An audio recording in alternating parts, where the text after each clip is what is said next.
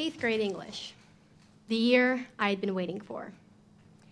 In past years, I hadn't got as much out of my English classes. They hadn't met my high expectations for writing opportunities. 8th grade was supposed to be the year where that changed. I finally had an opportunity to explore a passion I'd always had, and I wasn't going to waste it. I was going to be the best writer and most dedicated student my teacher had ever seen. After writing my first practice essay, I had received some positive feedback. My confidence soared.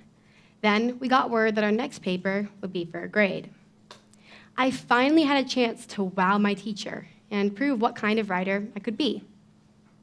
Needless to say, the pressure I'd put on myself was high.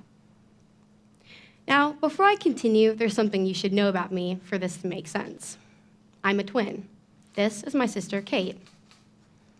She's always been my best friend, biggest fan, and most fierce competitor. The night before the paper was due, my sister and I had both been finishing up our essays, and Kate suggested that we read over each other's to offer last-minute feedback. I agreed and began to read over hers. It was really good.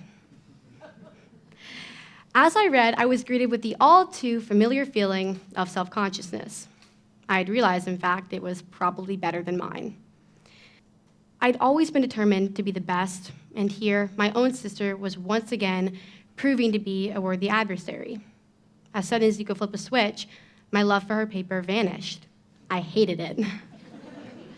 Now, this hasn't been the first time that competition has been a part of our relationship. My sister and I have compared grades, competed in soccer, recitals, spelling bees, the works, since we were little. But as I continued to read, feeling more self-conscious and threatened with every sentence, I suddenly noticed an issue with her paper. It wasn't anything to do with grammar, and it wasn't necessarily something I should point out. Nevertheless, correcting this error would make her paper flow a lot better.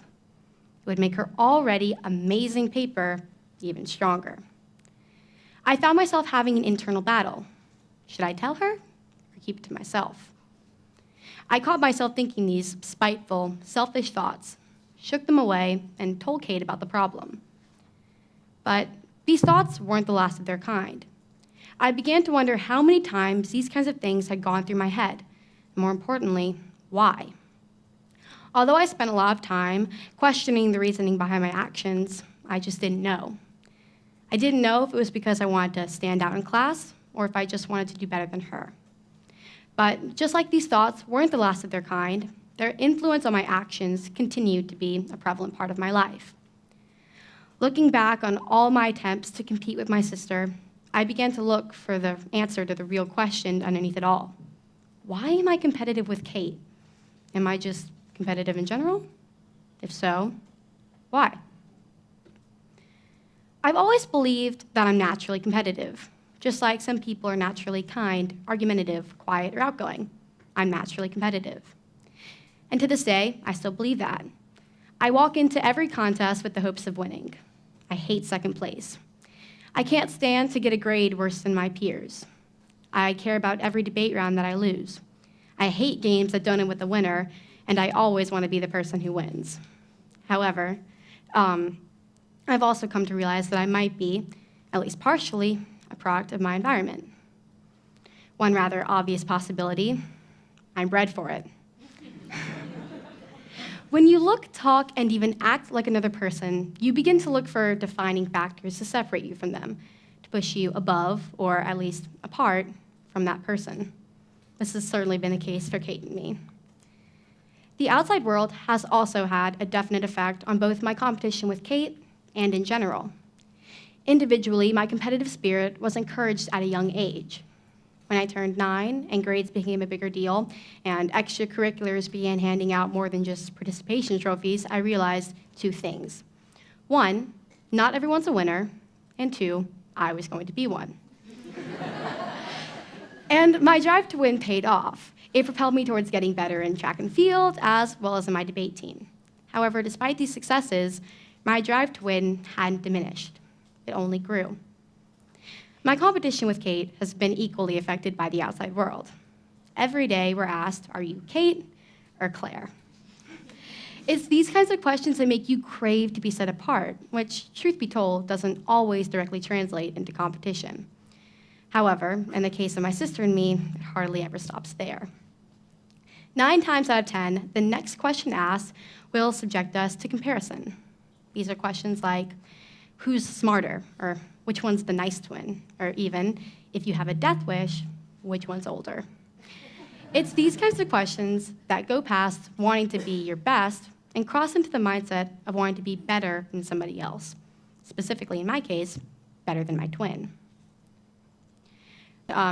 This aspect of my life continued to affect me in my daily life, sometimes in small ways, like comparing grades when report cards come out, to larger ways, like the time I cut my hair 5 inches shorter just to be separate from her. But overall, what better way to compete than that with my sister? After all, her best was my best, so by beating her, I was pushing myself up and away from Kate.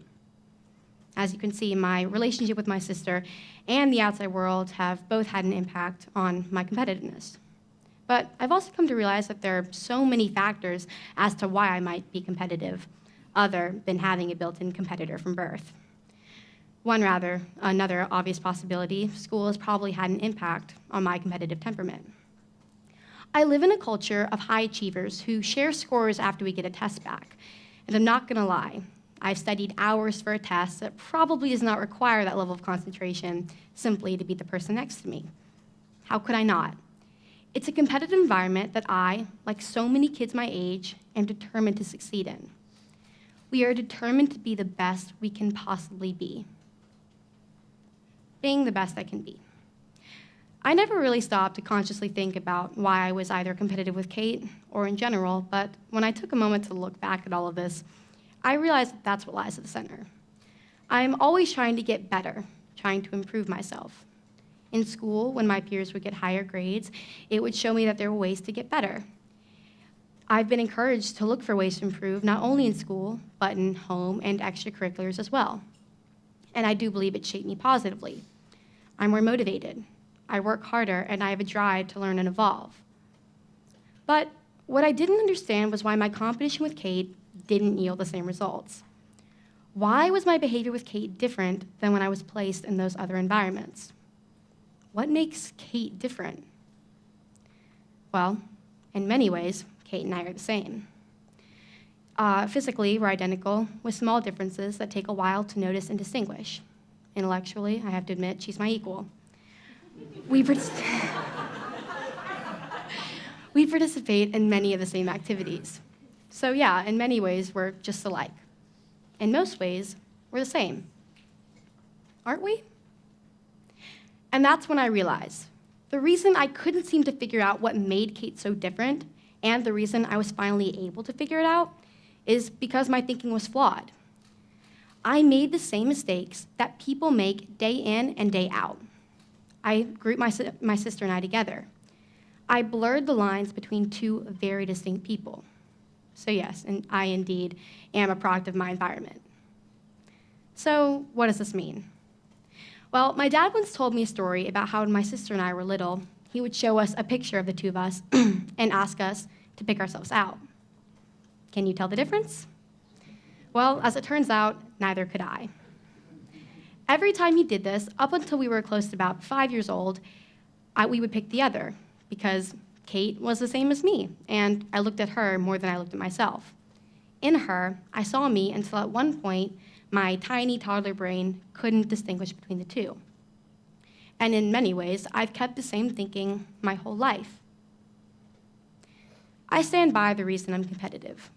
I do believe that I'm naturally inclined towards self-improvement and being the best I can be. However, I think the reason I'm so differently and more intensely competitive with my sister is because I see myself in her, and I forget that she's a totally separate person with separate strengths, weaknesses, and limits. But ultimately, I think the reason my competition with her is so different is because I was focused on her.